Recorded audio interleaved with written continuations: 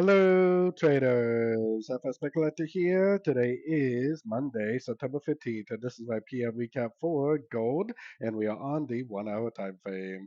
So on gold, we had another really nice post up today, another brand new all-time high. This is why in pretty much every single video on gold I say I would be careful with the sorts, because gold is literally in an uptrend on every single time frame. So in this situation, it is extremely important that the trend is your friend.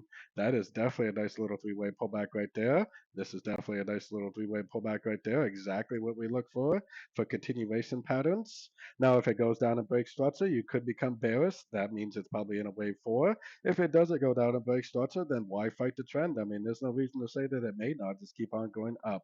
We're at the 261% Fibonacci extension of possibly wave one, projected out the bottom of wave two. That doesn't mean that it's over, though. I mean, I've seen trends go up to the 361% and beyond.